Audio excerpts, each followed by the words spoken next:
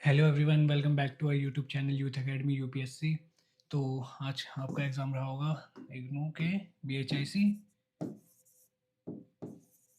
105 का। तो I hope वो अच्छा गया होगा। और इसके बाद ही जो नेक्स्ट एग्ज़ाम है वो हमारे बीएचआईसी 106 पे है।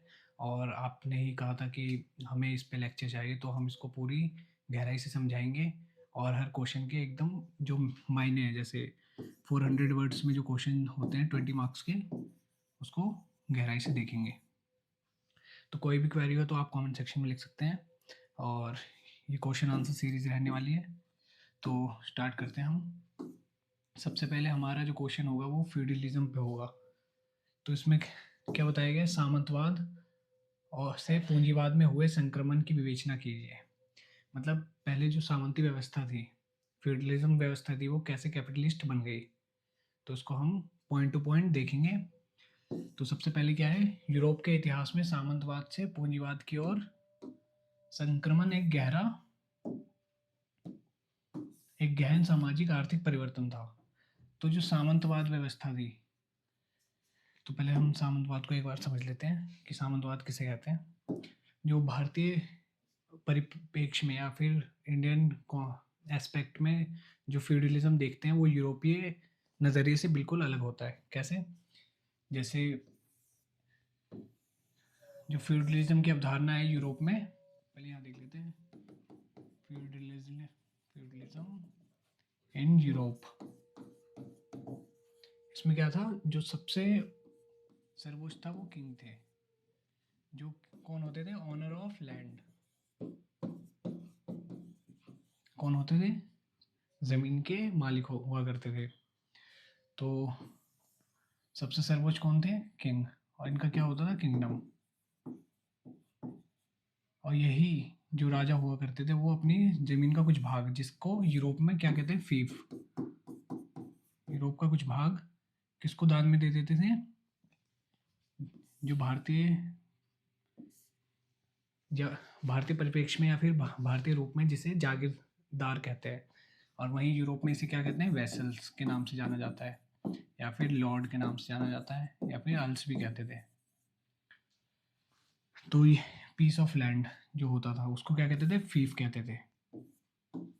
पीस ऑफ लैंड, जो जमीन का भाग होता था, उसको क्या कहते थे? फीफ। और ये किसे दे देते थे? वेसल्स को, जागीर को। इसी को जागीर व्यवस्था भी कहते हैं भारतीय रूप में। और फिर जो किंग होते थे, जमीन का भाग वेसल को देने के बाद वेसल उन पे क्या करते थे? अपने दी हुई जमीन पर, यहाँ पे सबसे पहले अपने उनका क्या होता था? निवास स्थान होता था। उसके बाद कंटेनमेंट एरिया होता था। कंटेनमेंट एरिया, जहाँ पर वो अपनी वाइनरी या फिर अस्तबल सेटअप करते थे यहाँ पर। और जो तीसरा पार्ट होता था भूमि का, उसको कहते थे एग्रीगेरियन या कृषि योग्य भूमि। यह अलग अलग भागों में बटी हुई थी। तो ये क्या थी?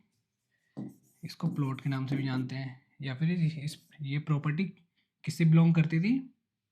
पेजेंट से, जिनको कृषक समाज या समुदाय के लोग भी कहते हैं। जो इस पे मुख्यतः क्या करती थी? कृषि करती थी। और ये फ्री मैन हुआ करते थे। जो पेजेंट होते थे वो कौन थे? फ्री मैन हुआ करते थे। उस समय बंधुआ नहीं थे। आई होप यहाँ तक समझ में आया हो। ये यूरोप का फ्यूडलिज्म स्ट्रक्चर देख रहे हैं, तो एक बार इसको देख लें, उसके बाद आगे बढ़ते हैं।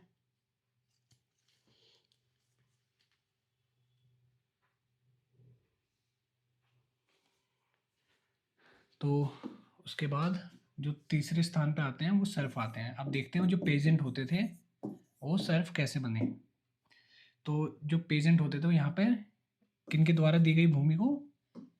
वेसल के द्वारा या जागीरों के द्वारा दी गई भूमि पर अपना कार्य करते थे, खेती करते थे। और उनको कर दिया करते थे वेसल को। कौन? पेजेंट। और युद्ध के समय, वॉर के समय, इन करों की दर जो अगर 1/3 थी तो बढ़ाकर 1/2 टू देनी पड़ती थी। तो क्या होता था, कभी कभी जो पेजेंट होते थे वो कर चुकाने में असमर्थ हो जाते थे, चाहे फसल खराब होने के कारण या अन्य कोई कारणों के कारण। अगर वो फसल या फिर जो कर लगान देने में असमर्थ हो जाते थे तो वो लोन लेते थे। किससे किससे लोन लेंगे? किंग से तो डायरेक्ट लेंगे नहीं, तो किससे लेते थे लोन? वेसल से, अपने जागीरों से लोन ले लिया करते थे। तो पेजेंट ही बाद में, जब पेजेंट पहले फ्री मैन हुआ करते थे क्योंकि उनकी ज़मीन जो प्लॉट थे उनके नाम पे थे, लेकिन जब लोन लेने के बाद अगर वो चुका नहीं पाते थे तो ये वेसल क्या करते थे, इनकी ज़मीनों को हड़प लेते थे और ये पेजेंट ही टेनेंट कहलाते थे। टेनेंट कहलाते थे जिनकी कोई अपनी स्वयं की ज़मीन नहीं होते थे। ये किससे बंधे होते थे? ये वेसल से बंध जाते थे। आई होप समझ में आया हो यहाँ तक कि कैसे पेजेंट टेनेंट का रूप धारण करता है। आप देखेंगे टेनेंट कैसे सर्फ का रूप धारण करेगा। तो इसके बाद अब यहीं पे ये टेनेंट होते थे, ये वेसल को क्या लोन चुकाने में असमर्थ होने पर ये टेनेंट कहलाए। उसके बाद जो वेसल थे इनसे फोर्स लेबर कराते थे टेनेंट से।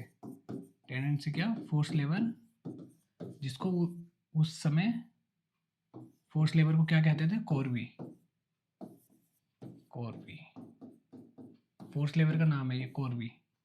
इसको कराते थे टेनेंट से। तो उनके जैसे किसी टेनेंट के परिवार के लोग वहाँ पर फोर्स लेबर के रूप में कार्य करते थे।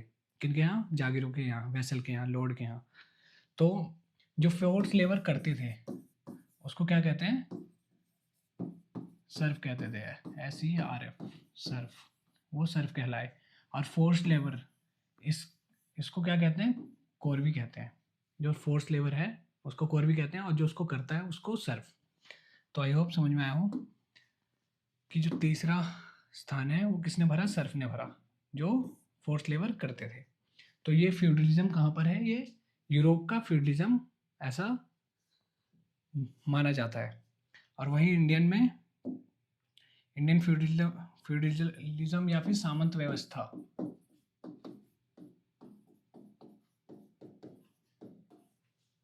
इसमें भी सब कुछ सेम है। सबसे ऊपर कौन होगा? किंग होगा। यहाँ पे किंग, जो ओनर ऑफ द लैंड, और जो वैसल होंगे, जागीरदार होंगे, ये राजा के द्वारा आवंटित की गई भूमि पर कार्य करेंगे। सब कुछ सेम होगा, कैसल, कंटेनमेंट एरिया, प्लॉट, ये सब। और जो ज़मीन दी जाएंगी वो उसकी हेरिडेटरी होंगी और ट्रांसफरेबल नहीं होंगी। ट्रांसफरेबल नहीं होती थी, वो वंशानुगत होती थी। एक वंश के बाद दूसरे वंश में अपने आप ही ट्रांसफ़र हो जाती थी। तो ये ट्रांसफरेबल नहीं थी। और उसके बाद सब कुछ सेम है, जैसे यूरोप में फ्यूडलिज्म है वैसे ही भारत में भी है। लेकिन इसमें अंतर क्या पाया जाता है? अंतर ये पाया जाता है कि जो फोर्स लेबर था, कर ना चुकाने पर जो फोर्स लेबर करते थे, हमारी भारतीय संस्कृति है इसमें वर्ण व्यवस्था बहुत ही सक्रिय रूप से कार्य करती थी। तो जो फोर्स लेबर था वो ब्राह्मण को छोड़कर तीनों वर्णों से कराया जाता था। केवल ब्राह्मण के पास ऐसा अधिकार था कि वो फोर्स लेबर ना करके क्या करेगा, वो तीनों वर्ण व्यवस्था, मतलब जो वैश्य थे, शूद्र थे और क्षत्रिय थे, इनसे ही क्या करा सकते हैं? फोर्स लेबर करा सकते हैं। सर्फ कहलाते थे यही तीन मूलतः इन वर्ण व्यवस्था में। तो आई होप समझ में आया हो। अब इसके बाद चलते हैं अपने टॉपिक पे। तो फ्यूडलिज्म देख लिया। जो एक राजा हुआ करता था, राजा अपने ज़मीन को, क्योंकि वो अपने जो लॉ एंड ऑर्डर, उसकी एडमिनिस्ट्रेशन, प्रशासनिक व्यवस्था उसको संभाल नहीं सकता पूरी तरीके से, क्योंकि उसको और भी कार्य करने होते हैं। इसलिए वो अपने भूमि को दान कर देता था। किसको? वेसल को, जागीर को। और जागीर आगे आवंटित करता था पेजेंट में, और पेजेंट उनको समय समय पर कर चुकाते थे और युद्ध के समय दुगना कर चुकाना पड़ता था, जिसके कारण कभी कभी जो कृषक समाज के लोग थे वो कर चुकाने में असमर्थ हो जाते थे, जिसके कारण उन्हें किससे, वैसल से या जागीरों से लोन लेना पड़ता था, और लोन ना चुकाने पर वो टेनेंट कहलाते थे। और टेनेंट जब फोर्स लेबर करते थे तो वो सर्फ कहलाए। तो 3 इंपॉर्टेंट टर्म देख लिए हमने। अब देख लेते हैं सामंत। अब इसको पॉइंट टू पॉइंट आंसर करते हैं। यूरोप के इतिहास में सामंतवाद से पूंजीवाद की ओर संक्रमण एक गहरा सामाजिक और आर्थिक परिप्रेक्ष्य था।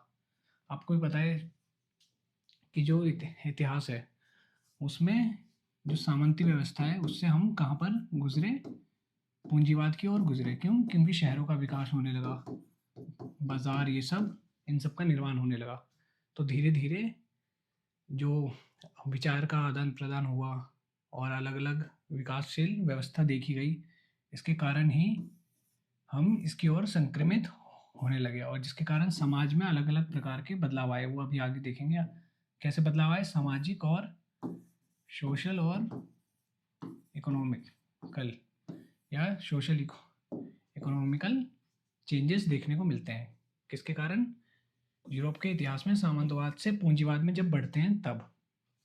यह प्रक्रिया लगभग 15वीं शताब्दी से 18वीं शताब्दी तक फैल रही और आधुनिक विश्व की नींव बनी। तो यह प्रक्रिया जैसे कि वैसल या फिर कृषक समुदाय से हम शहरों की ओर बढ़ रहे थे, तो ये किसकी नींव रखने की ओर बढ़ रहे हैं हम? मॉडर्न ज़माने की ओर या फिर आधुनिक सोच की ओर बढ़ रहे थे।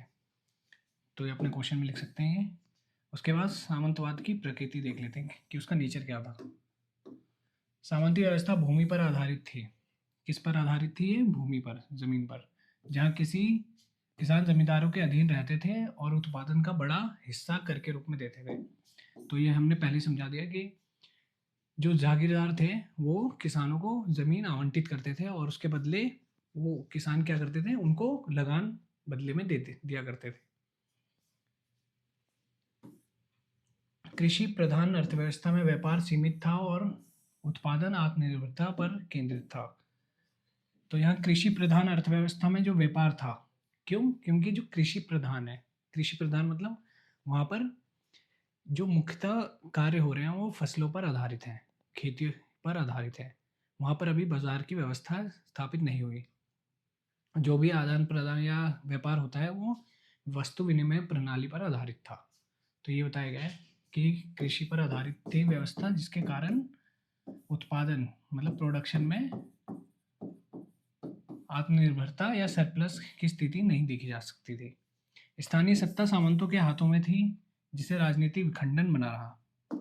जो राजा थे वो अपनी शक्तियाँ किसमें? सामंतों में विभाजित कर देते थे, ताकि वो अपने law and order, rule regulations और अनेक सामाजिक कार्य, प्रशासनिक कार्य स्वयं कर सके, ताकि जो राजा है उस पर ज़्यादा बोझ ना आए।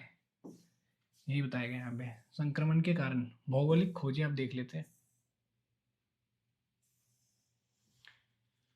अब इसके इस समय ही क्या हुए, 15वीं से 18वीं शताब्दी के बीच भौगोलिक नए नए राजमार्गों और क्या नाम है और नौसैनिक अभियानों के कारण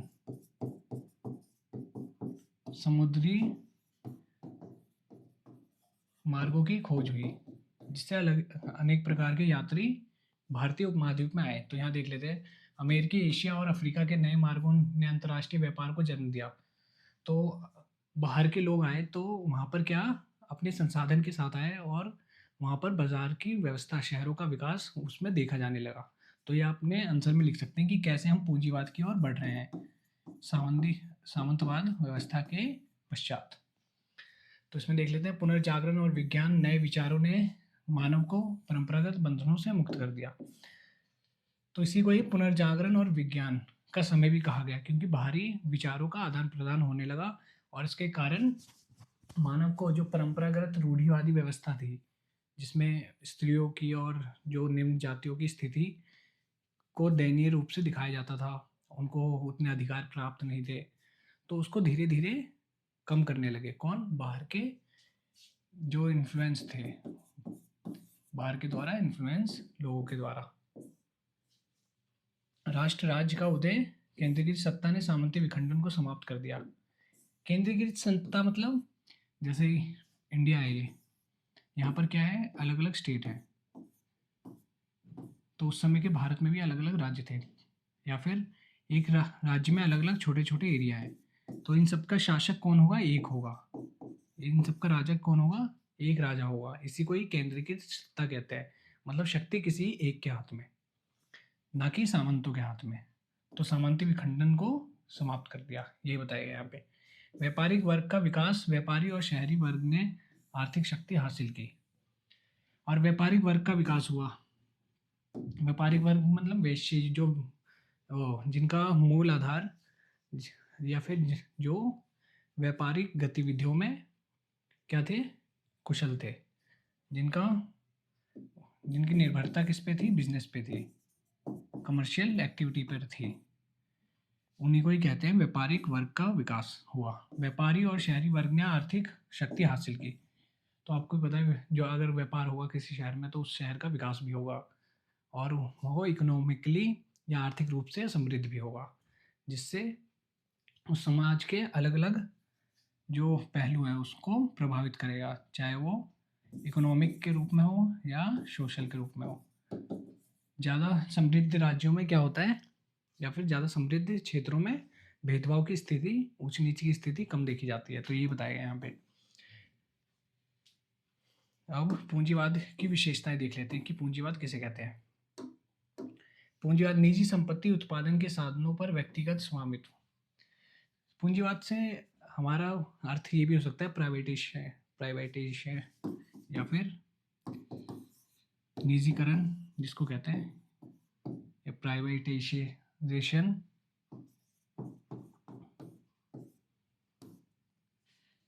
कि अगर कोई कंपनी है तो उसका एक मालिक हो सकता है। पहले ये क्या हुआ करते थे, अलग अलग समुदायों में बटे हुआ करते थे कोई भी व्यापार ये सब, लेकिन अब उसका मालिक एक हो सकता है, वो अपने व्यक्तिगत स्वामित्व के रूप में जाना जा सकता है।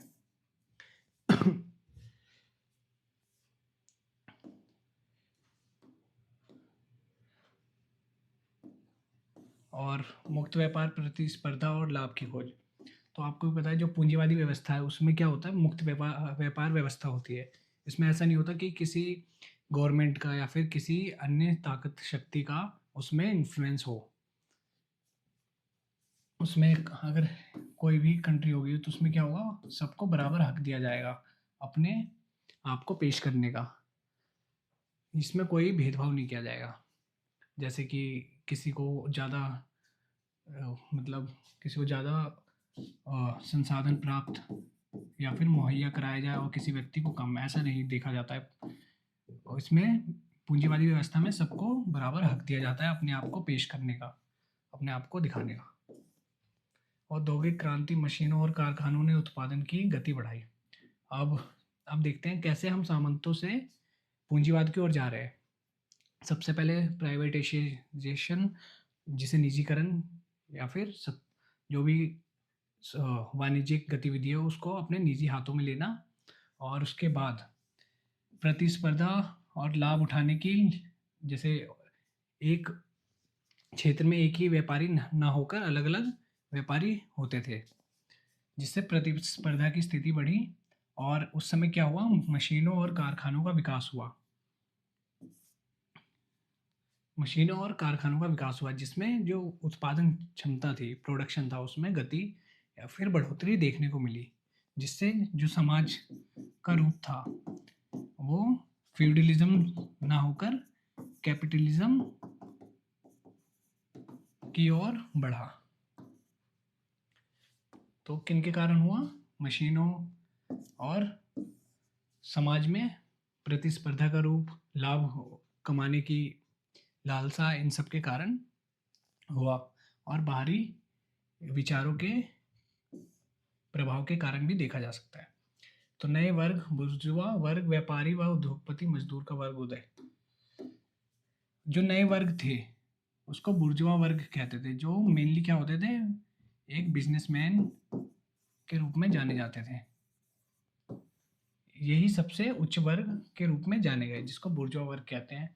और मजदूर वर्ग का उदय हुआ। ये सबसे कौन थे, सबसे रिच माने जाते हैं। और ये मजदूर वर्ग मतलब जो शोषित होते थे और शोषित होते आ रहे थे। परिणाम स्वरूप सामाजिक परिवर्तन, सामंती बंधु से मुक्ति होकर व्यक्तिगत स्वतंत्रता का विस्तार हुआ। क्या आपको भी पता है सामंती व्यवस्था किस पर आधारित थी?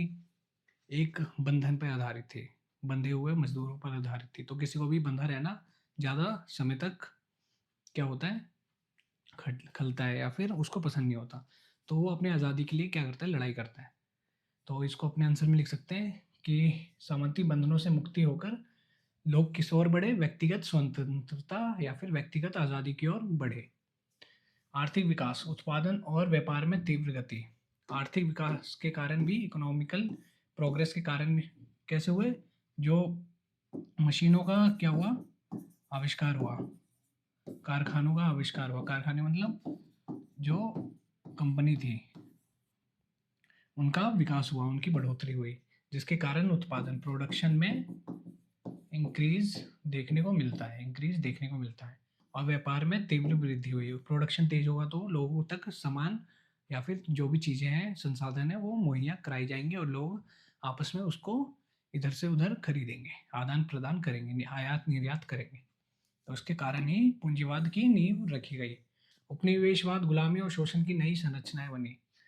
तो इसके नकारात्मक पहलू के रूप में भी देख लेते हैं कि उपनिवेशवाद, जैसे व्यापारिक मार्ग खोजने के बाद जो वास्को डी गामा 1498 में हमारे भारत आए, तो वो केवल किस लिए आए थे, वो व्यापारिक रूप से आए थे। लेकिन उसके बाद जो अंग्रेज आए, उन्होंने क्या किया, वो उनका मेन उद्देश्य कमर्शियल एक्टिविटी ना होकर, वाणिज्यिक या व्यापारिक गतिविधि ना होकर, उनको क्या करना था, यहाँ पर सत्ता स्थापित करनी थी।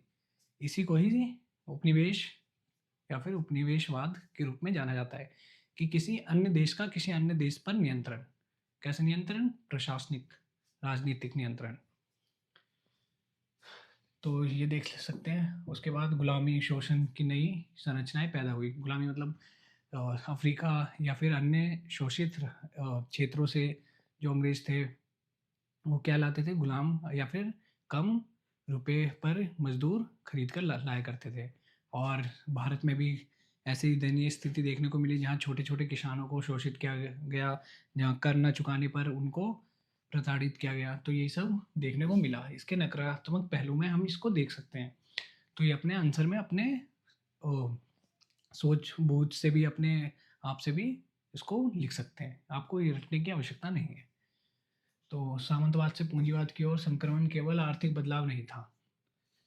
तो सामंतवाद से पूंजीवाद, ये केवल क्या नहीं था, इकोनॉमिकल चेंजेस नहीं थे, ये हमारे सांस्कृतिक सामाजिक चेंजेस में भी परिवर्तन आया। मानव सभ्यता के आधुनिक युग की शुरुआत थी।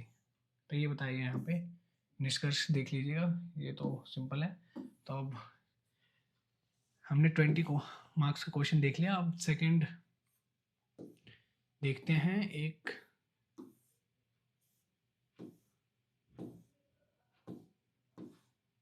राजनीतिक प्रभाव,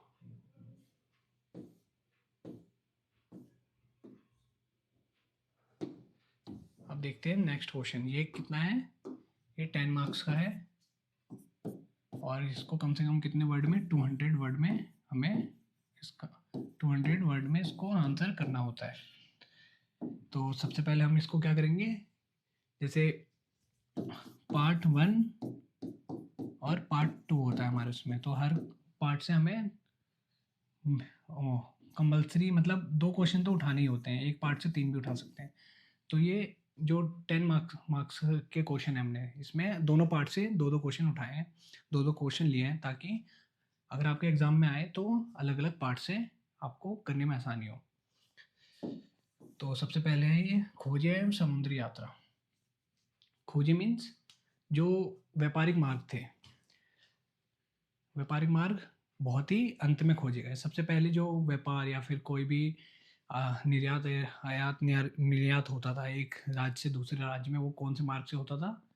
ज़्यादातर राजमार्गों से होता था, भूमि मार्गों से हुआ करता था, मेनली सिल्क रूट से। लेकिन कब ये सब कौन है जिन्होंने व्यापारिक मार्गों की, सॉरी, राजमार्गों की या समुद्री मार्गों की खोज की? तो इन सबके नाम याद रखने की आवश्यकता है। ये आपके जो फैक्चुअल आंसर में सहायता करेगी। इससे आपके मार्क्स भी बढ़ने की उम्मीद की जा सकती है कि आपको पता है कि कौन कौन से यात्रियों ने कौन कौन से राजमार्गों की या फिर समुद्री मार्गों की खोज की। तो यहाँ देख लेते हैं, 15वीं और 16वीं शताब्दी में यूरोपीय देशों द्वारा की गई भौगोलिक खोजें और समुद्री यात्रियों ने विश्व के इतिहास को एक नए युग की शुरुआत की। तो आपको भी पता है, जो 15वीं और 16वीं शताब्दी में जो समुद्री मार्गों की खोज की गई, उसने हमारे पूरे जो विश्व है उसमें एक महत्वपूर्ण परिवर्तन, चाहे वो आधुनिक रूप से हो या सांस्कृतिक रूप से हो, भाषा के रूप में हो, अनेक अलग अलग प्रकार के परिवर्तन किए, चाहे वो उपनिवेशवाद व्यवस्था से हो या कई। अब देख लेते हैं इनका मुख्य उद्देश्य नए व्यापार। तो उनका मेनली पहले पर्पस क्या था? नए व्यापार मार्गों की खोज, जिससे वो अपने सामान को बेचकर या फिर अन्य स्थान से सामान लाकर मुनाफा कमा सके। पहले मेनली पर्पस ये हुआ करता था, जिसमें मसालों एवं बहुमूल्य धातु और इन सब का व्यापार करके मुनाफा कमाया जा सके। और सेकंड पर्पस क्या था? अपने जो रिलीजियस धार्मिक या फिर जो धर्म थे उनके, उनका प्रचार प्रसार करना, प्रमोट करना, उनका प्रमोशन करना। आई होप समझ में आया हो। क्रिस्टोफर कोलंबस 1492 में अमेरिका पहुंचे और यूरोपीय उपनिवेशवाद की नींव रखी। सबसे पहले कौन थे? क्रिस्टोफर कोलंबस, जो कौन से मार्ग की खोज की? वो आए तो थे ये यूरोपीय एशिया के मार्ग को खोजने, लेकिन वो दूसरी दिशा में बढ़ गया और उन्होंने किसकी खोज की? अमेरिका के समुद्री मार्ग की खोज की। जिसने क्या किया? अमेरिका में यूरोपीय उपनिवेशवाद, अमेरिका में यूरोपीय शक्ति, अमेरिका में अंग्रेजों की शक्ति को स्थापित करने की नींव रखी। वास्को द गामा 1498 में भारत पहुंचे और यूरोप भारत के बीच समुद्री मार्ग स्थापित किया। तो आपको पता है कि भारत आए थे अफ्रीका से ऐसे होते हुए और कालीकट पहुंचे थे, केरला है जो आज के समय में, जहाँ समोरिन शासक था। 1498 में भारत पहुंचे और समुद्री मार्ग को स्थापित किया। इसके बाद ही कौन थे? जो अंग्रेज थे इसी मार्ग को अपनाकर यहाँ पर आए और उन्होंने अपना उपनिवेशवाद की व्यवस्था स्थापित की। और फर्डिनेंड मैगलेन विश्व का प्रथम करने वाला अभियान शुरू किया गया, जिसने पृथ्वी की गोलाई पुष्टि की। तो ये पहला यात्री था जिसने पृथ्वी को एक कहा कि पृथ्वी क्या है? गोल है। तो ये सब याद रखने की आवश्यकता है हल्का हल्का एग्जाम पॉइंट ऑफ व्यू से और आंसर को सुंदर बनाने के लिए। बार्थोलोम्यू डियाज अफ्रीका के दक्षिणी सिरे के केप ऑफ गुड होप तक पहुंचे। ये केप ऑफ गुड होप तक ही पहुंचे थे दक्षिण अफ्रीका के, और जो वास्को डी गामा थे वो केप ऑफ गुड होप से होते हुए हमारे कालीकट आए थे। तो यही फर्क है। तो इनके प्रभाव क्या है? वैश्विक व्यापार का विस्तार। एक व्यापार होता है हमारे स्थानीय क्षेत्रों में और एक व्यापार होता है राज्य के लेवल पे, देश के लेवल पे, और एक व्यापार होता है अन्य देशों से, जैसे ऑस्ट्रेलिया से या इंग्लैंड, अमेरिका, इन सब से। तो इसको ही कहते हैं एक विश्व व्यापार की व्यवस्था, जो अलग अलग देशों के बीच में स्थापित हुई हो। तो इसको देख लेते हैं। यूरोप, एशिया, अफ्रीका और अमेरिका के बीच व्यापारिक संबंध स्थापित हुए। तो इन देशों के बीच क्या हुए? व्यापारिक संबंध स्थापित हुए। आयात निर्यात की स्थिति बढ़ी, संसाधनों का आदान प्रदान हुआ, विचारों का आदान प्रदान हुआ, और विचारों के साथ संस्कृति का भी आदान प्रदान देखा जा सकता है। तो आप इसको अपने आंसर में ऐसे ही लिख सकते हैं। अपने हमें सोचने की अपनी जो क्षमता है, स्ट्रेंथ है, वो बढ़ानी पड़ेगी, तभी हम क्योंकि इतने सारे वर्ड याद रखने की क्षमता हर व्यक्ति में नहीं होती, तो हमें सोचना पड़ेगा हर पहलू से कि अगर व्यापार कर रहे हैं तो उसके और क्या क्या प्रभाव उस राज्य में या उस क्षेत्र में पड़ सकते हैं। तो इसमें क्या क्या आ सकते हैं, सामाजिक प्रभाव और विचारों का प्रभाव, सांस्कृतिक में जैसे भाषा, खान-पान। कोई व्यक्ति बाहर से आ रहा है तो उस अपने साथ अन्य प्रकार के खान-पान की व्यवस्था, पहनावे की व्यवस्था, उसकी भाषा, इन सब में परिवर्तन देखने को मिलता है। तो ये सब हमें सोचना पड़ेगा गहराई से। उसके बाद उपनिवेशवाद का उदय। उपनिवेशवाद जैसे हमने समझाया, जैसे कोई कंट्री ए है और ये कंट्री बी है। इसने क्या किया, अपनी सत्ता, अपनी शक्ति को या फिर अपने आप को उस बी वाले क्षेत्र में, बी वाले एरिया में नियंत्रण करने हेतु वहाँ पर अपनी शक्ति लगाई, अपनी पावर को लगाया। नियंत्रण कैसे? एडमिनिस्ट्रेशन और पॉलिटिकली अपने आप को स्थापित किया, उसी को कहते हैं उपनिवेशवाद। इसका उदय कब हुआ? समुद्री मार्गों के खोजने के बाद ही देखा जाने लगा। उपनिवेशवाद, उपनिवेशों के संसाधनों का व्यापक दोहन किया गया। तो जैसे अंग्रेज आए हमारे भारत में तो कई चीज़ें अच्छी भी हुई, कई बुरी भी हुई। जैसे पेड़ों का कटाव, ये सब संसाधनों के दोहन के रूप में ही जाना जाता है। और जो यहाँ के स्थापत्य हैं वो तो उन्होंने उतना बिगाड़ा नहीं, लेकिन उसको भी कई कई जो उनके जो धर्म प्रचार में, इन सब में रुकावट पैदा कर रहे थे, उनको हटाने की कोशिश की गई। तो इसको भी हम इसमें देख सकते हैं। यूरोपीय शक्तियों ने नए क्षेत्रों पर आधारित अधिकार स्थापित किया। अपने अधिकार, अपने प्रशासनिक और राजनीतिक अधिकार स्थापित करना ही क्या कहलाता है? उपनिवेश कहलाता है। किसी अन्य देश पर, किसी अन्य कंट्री पर, राष्ट्र पर। तो यही बताया गया यहाँ पे। अब सांस्कृतिक संपर्क देख लेते हैं। विभिन्न सभ्यताओं के बीच संपर्क, सांस्कृतिक आदान प्रदान। तो ये तो हमने देख लिया कि अगर वो उपनिवेश आए तो अपने साथ, उपनिवेश मतलब वहाँ वो राजनीतिक रूप से बसने आए थे, तो मतलब वो वहाँ पर रहेंगे। तो आप वहाँ पर रहेंगे तो अपने साथ जो अपनी संस्कृति है उसको भी अपने साथ लेके आएंगे, अपनी भाषा को लेके आएंगे, अपने इंस्टीट्यूशन और संस्थाओं को लेके आएंगे और अपने धर्म को लेके आएंगे, जिसके कारण सामाजिक जो बदलाव है, सामाजिक विकास है, उसको देखा जा सकता है। और इसके साथ ही शोषण, दास व्यापार, ये सब भी बढ़ा। ये तो हम पहले ही देख चुके हैं। अब निष्कर्ष देख लेते हैं। भौगोलिक खोजों और समुद्री यात्रियों ने विश्व को आपस में जोड़कर आधुनिक वैश्विक व्यापार और उपनिवेशवाद की नींव रखी। जो भौगोलिक खोजें थी, भौगोलिक मतलब जो समुद्री मार्ग थे, राजमार्ग थे, इन सब की खोजों के कारण क्या हुआ? व्यापार की स्थिति बढ़ी। व्यापार की स्थिति बढ़ने के कारण उपनिवेशवाद का उदय हुआ। उपनिवेशवाद के कारण जो सांस्कृतिक, सामाजिक बदलाव देखने को मिला। तो यही अपने निष्कर्ष में लिख सकते हैं। यह युग मानव जिज्ञासा, साहस और आर्थिक हितों का प्रतीक था। सबसे मेन ये आर्थिक हित, सब अपने आप के आर्थिक हित, अपने आप के निजी स्वार्थ के लिए इस समय कार्य कर रहे थे, चाहे वो अंग्रेज हो, चाहे कोई भी देश। विश्व इतिहास की दिशा बदल दी। तो ये बताया गया है इसमें। हम नेक्स्ट देख लेते हैं, पुनर्जागरण और मानववाद। इसको पॉइंट टू पॉइंट देखेंगे। पुनर्जागरण मीन्स एनलाइटमेंट या रिनेसेंस भी कहते हैं इसे।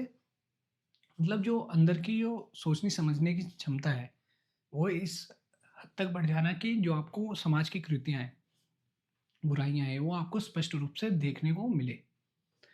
जैसे कि कहीं भेदभाव की स्थिति उसमें समय, जैसे समकालीन समय में थी, जहाँ वर्ण व्यवस्था सक्रिय रूप से क्या थी? चलाई जाती थी, संचालित हो रही थी, जिसमें शूद्र को एकदम हीन भावना से देखा जाता था। लेकिन जो पुनर्जागरण का समय था, उन्होंने समझा कि जो किसी भी मानव का अधिकार उतना ही है जितना अन्य मानव का है, तो सबको बराबर की स्थिति में देखने को इसमें मिलता है। देखते हैं कि मानवतावाद और पुनर्जागरण किसे कहते हैं, इन दोनों में क्या अंतर है। तो 14वीं से 16वीं शताब्दी के बीच यूरोप में पुनर्जागरण, यूरोप में कब हुआ? 14वीं से 16वीं शताब्दी के बीच हुआ, जिसको इंग्लिश में रेनेसेंस कहते हैं। एक महत्वपूर्ण सांस्कृतिक आंदोलन था। ये कैसा था? कल्चरल प्रोटेस्ट था, सांस्कृतिक आंदोलन के रूप में इसको जाना जा सकता है। इसने मध्यकालीन धार्मिक सोच से हटकर मानवतावाद को बढ़ावा दिया। मानवतावाद मतलब जो आप आसपास के हित हैं, वो मानव के हित से प्रभावित हो कि मानव के लिए क्या सही है, क्या गलत है। अगर किसी व्यक्ति के लिए अगर भेदभाव की स्थिति उत्पन्न हो रही है, तो वो उसके हित में ना होकर उसके अहित में है। तो ये स्थिति क्या है? दयनीय है, खराब स्थिति है। तो इस पे जोर देने लगा कि ह्यूमन के लिए क्या ही बेस्ट है, जिसमें मानव की क्षमता, बुद्धि और सृजनशीलता, सृजनशीलता मतलब क्रिएटिविटी, कि वो क्या बना सकता है, पर महत्व दिया। मानव की क्षमता, स्ट्रेंथ पर, इंटेलेक्चुअलिटी या बुद्धिमत्ता पर जोर दिया।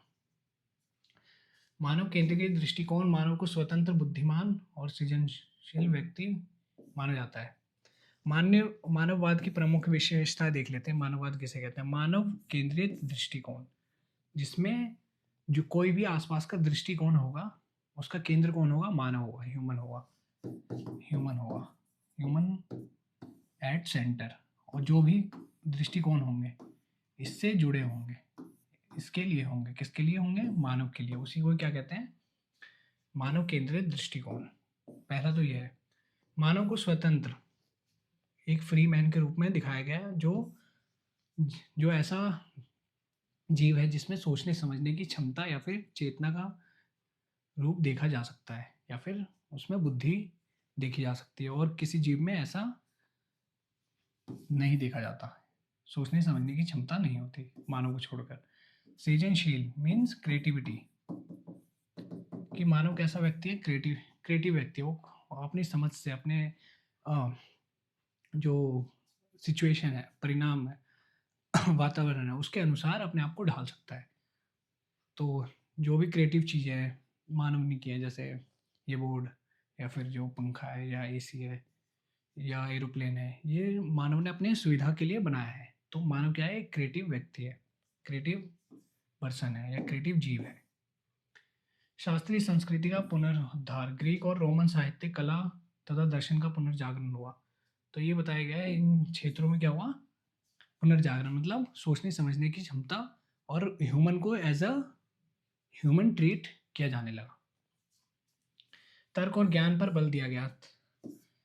हर चीज में रीजन पूछा गया कि अगर कोई कृतियां हैं, जैसे सती प्रथा है, तो इसके एग्जाम्पल के तौर पे बता रहे हैं हमें कि जैसे सती प्रथा है, तो इसके क्या कारण, किन कारणों से किए जा रहे हैं, क्या ये सही है या गलत है। तो हर चीज में तर्क किया जाने लगा। तो यही बताया गया इसमें, हर चीज पर तर्क और ज्ञान पर बल दिया गया। शिक्षा, विज्ञान और कला में तर्क, अनुभव और अवलोकन को महत्व दिया गया। एग्जामिन करने लगे हर चीज को कि ये व्यवस्था सही है या नहीं, ऐसा होना चाहिए या नहीं, ये सब। कला, साहित्य और विज्ञान पर प्रभाव।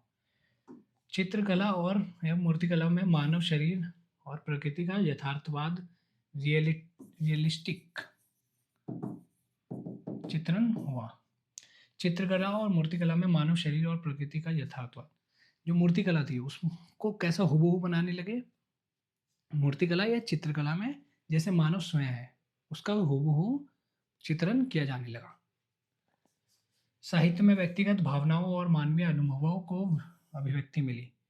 साहित्य में जो हमारी व्यक्तिगत भावना है कि हम क्या सोचते हैं, एक समुदाय का लोग क्या सोचता है, दूसरे अगर वो शूद्र है या वैश्य है या क्षत्रिय है, तो उनकी क्या स्थिति है, उनकी क्या चैलेंजेस है, क्या चुनौतियां है, ये सब साहित्यों में उजागर किया जाने लगा, ताकि एक समाज के लोग दूसरे समाज की जो भावनाएं हैं, उनके चैलेंजेस हैं, उनको समझ सके, उनकी परेशानियां समझ सके, ताकि सभी समाज के लोग एक साथ खुश रहें।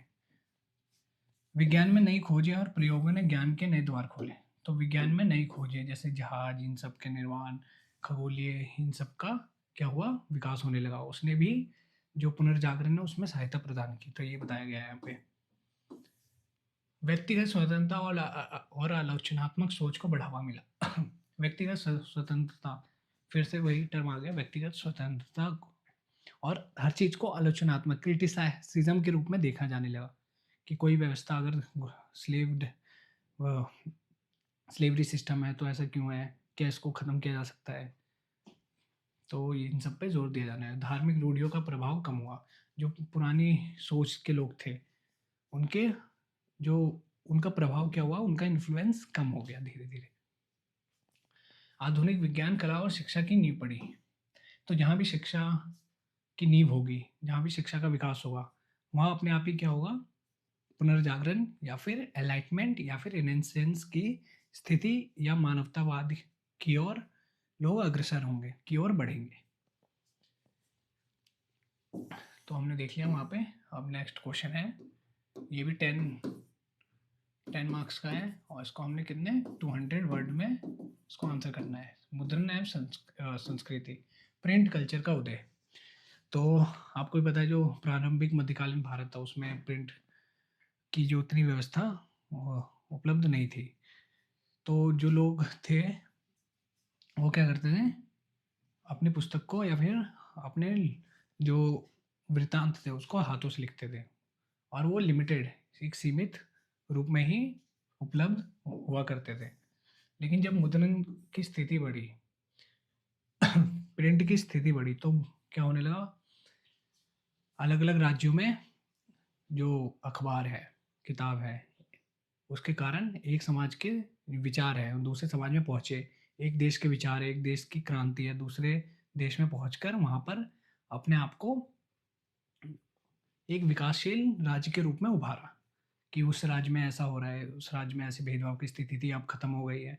तो उसको मिलाकर देखने लगे कि हम भी अपने जो राज्य है उसका विकास इस तरह कर सकते हैं। तो इसको हम गहराई से समझते हैं। 15वीं शताब्दी में जोहान्स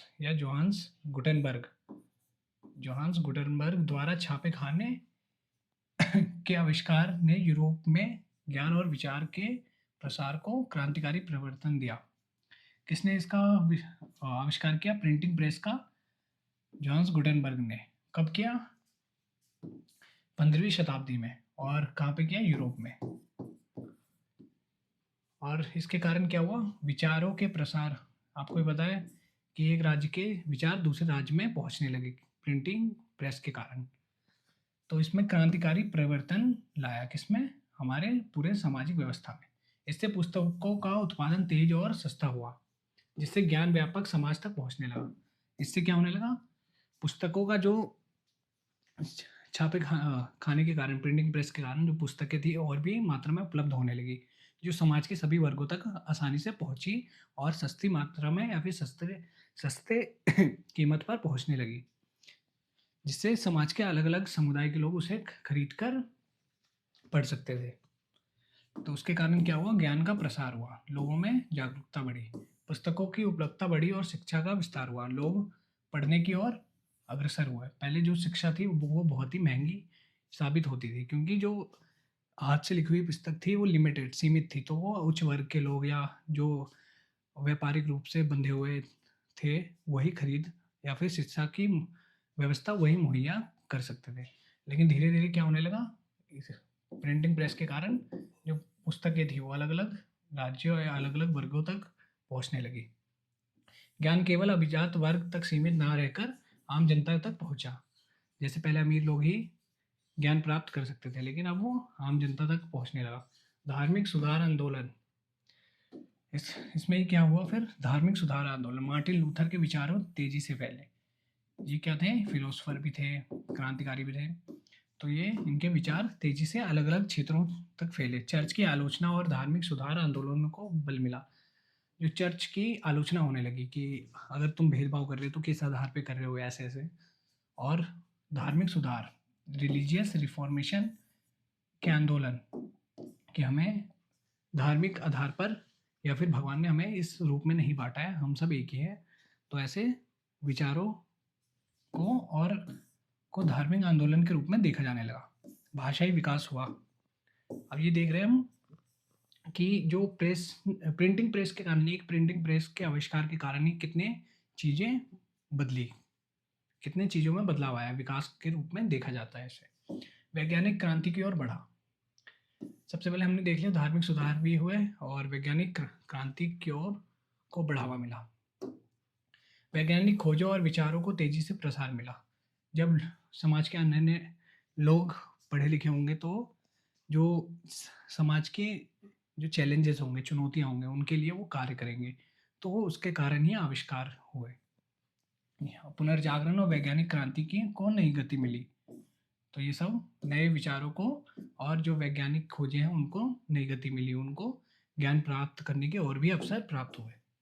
सामाजिक एवं राजनीतिक प्रभाव, लोक चेतना में वृद्धि। लोक चेतना मतलब लोगों की सोचने समझने की क्षमता में वृद्धि हुई, लोगों में जागरूकता बढ़ी, अवेयरनेस बढ़ी।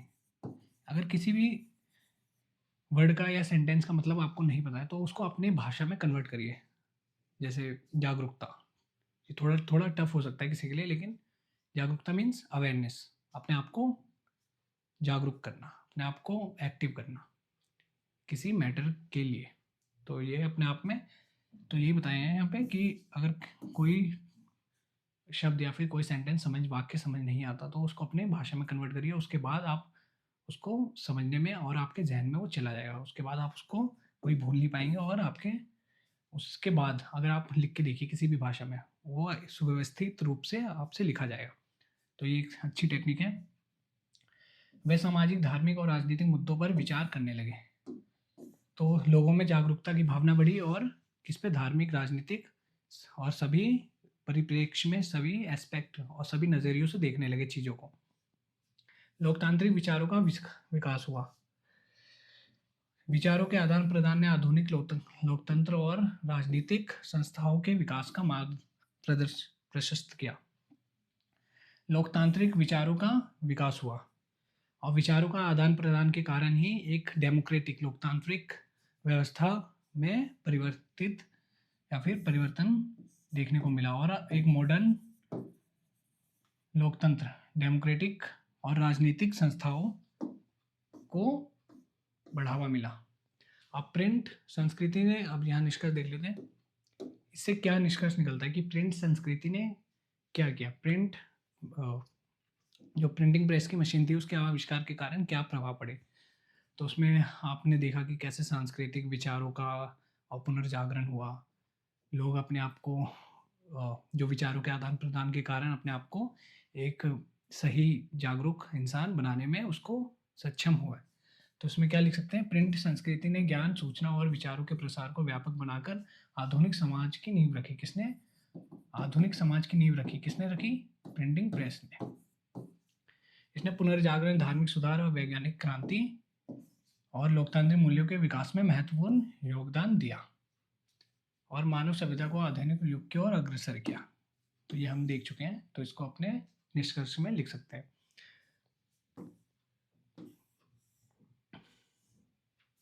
अब इसको हम नेक्स्ट क्लास में करेंगे, या फिर लास्ट देख लेते हैं इफ वी हैव टाइम। तो इसको देख सकते हैं हम, नेक्स्ट क्वेश्चन है, ये भी 10 मार्क्स का है,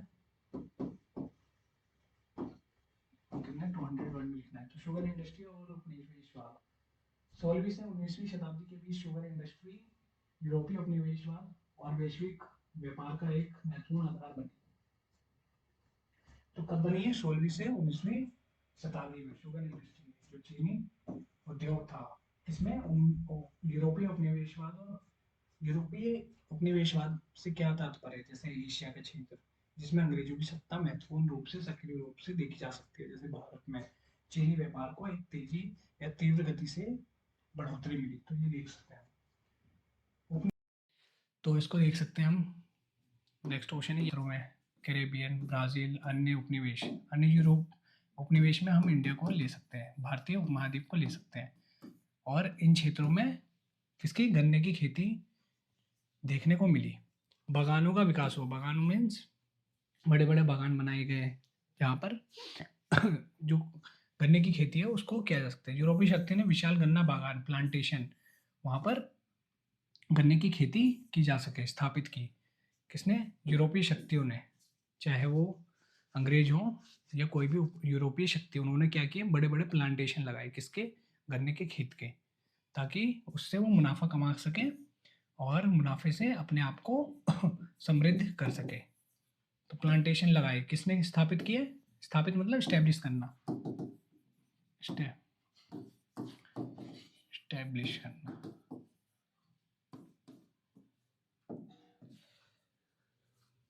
गन्ना बागान को, या फिर जिसको इंग्लिश में प्लांटेशन कहते हैं, स्थापित किए। किसने? यूरोपीय शक्तियों ने। अफ्रीका से लाए गए दासों को गन्ने के खेतों और शुगर मिलों में कठोर परिस्थितियों में काम करने के लिए मजबूर किया। जो अफ्रीका से, जैसे हमने बताया कि जो अंग्रेज हुआ करते थे या उपनिवेशी शक्तियाँ जिनको नाम दिया गया, या फिर ईस्ट इंडिया कंपनी, वो अन्य छोटे छोटे जो जिनका शोषण कर रहे हैं राज्य है या क्षेत्र है, उनसे सस्ते दामों पर जो दास थे उनको खरीदते थे और उनका शोषण करवाते थे इन्हीं प्लांटेशन में, इन्हीं चीनी बागानों में उनको काम करने के लिए, और 12-12 घंटे 20-20 घंटे काम कराया जाता था एक शोषित रूप में। तो यही हमने देखा यहाँ पर। यूरोप में चीनी की बढ़ती मांग के कारण यह उद्योग अत्यंत लाभदायक बन गया। आपको भी पता है जो शुगर है वो कितना इंपॉर्टेंट है हमारी लाइफ के लिए, तो उस समय भी उतना ही था। उस समय तो शुरुआत थी, तो उसकी मांग क्या हुई, धीरे धीरे बढ़ने लगी। तो यूरोप के अलग अलग मार्केट में उसकी कीमतें आसमान छूने लगी, जिसके कारण उन पर दबाव पड़ने लगा कि इसकी खेती को और भी तीव्र रूप से किया जाए। तो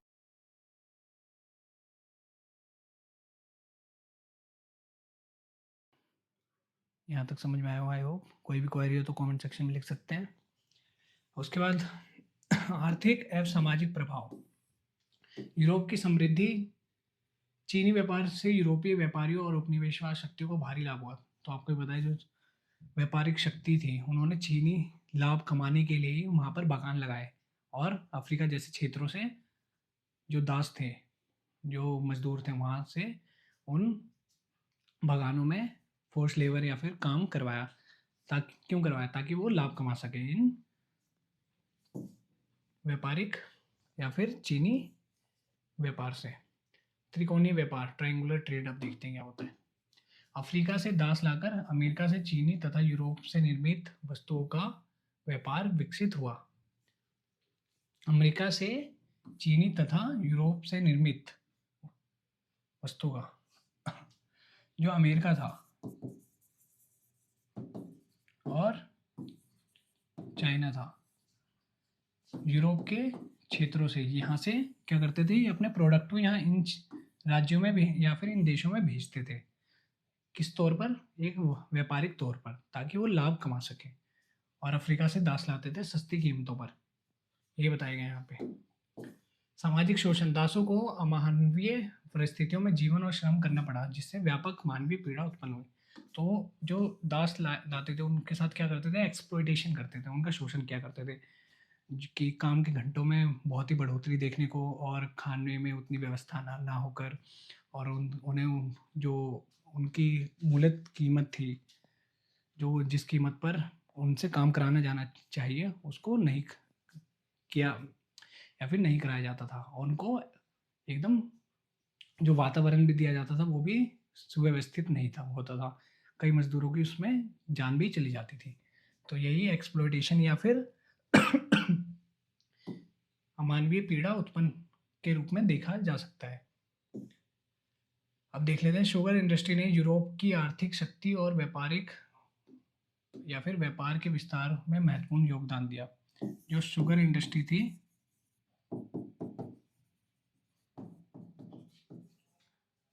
यूरोप को क्या इकोनॉमिकल स्ट्रॉन्ग कर दिया।